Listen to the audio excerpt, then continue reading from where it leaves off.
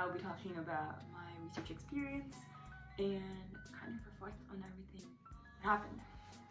I'm back home now, so it's been about 4 days and it's been crazy, that's for sure.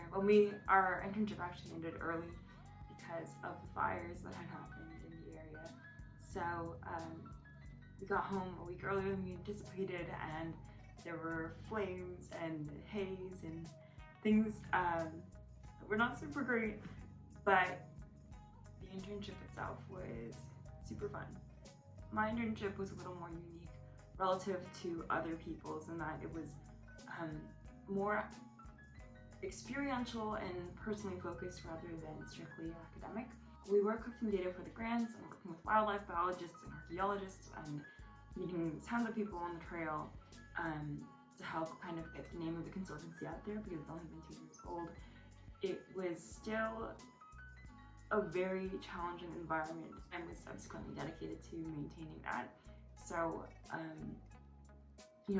even though your workday was 5 to 6 hours most days on average, you still had to maintain your body, your sleeping area, like everything when you were out on the trail was sort of a chore and a job and a part of your work just because the place is so remote. And I think the biggest thing I learned or benefited from was communication. And I think it's interesting because I think it's a side of research that you rarely see, at least in academia. And I think there's a growing audience that is interested in communication and like the relaying of data and insights to other people. But I think for us, we were like out in the field working with the very people I was in a nonprofit, right? So we were working with the very donors and walking the line alongside them, the people who were funding our research and the people who were interested and invested and wanted to learn. And you would be talking to these trail people and they would be wondering, like what you were doing and trying to hone that and distill into an efficient little like 2-minute blurb, like that's effectively like a small elevator pitch, was really difficult. And also tailoring the language when you were looking at different people on the trail, people who were coming from, who were born here and raised here and were so in the know about like the growing fuel load and were being really concerned about it, to those who were backpacking for the first time and didn't really know anything.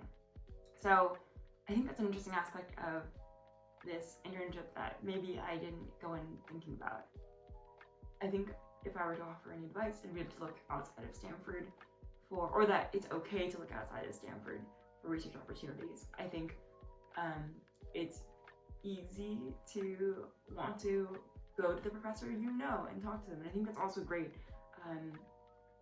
And especially if you're interested in their work, like why not do it? But I think having worked like in the nonprofit sector now and talked to a lot of the consultants that we'd brought on and seen what industry research is like, what environmental consulting looks like in a broad manner, just like an overview, was really helpful. And I think so in short, Stanford isn't the only place to look for opportunities, and I think a Stanford network can help you get there, but also go out on your own and Google things. I don't know, I think people can put out like you hear CSER a lot, and while it's like an amazing program and I think building a relationship with a professor can be useful, it's also cool to look outside of there and see what other people have to offer and what other perspectives they can provide. Yes, so that is my reflection. Cool. Thanks for watching.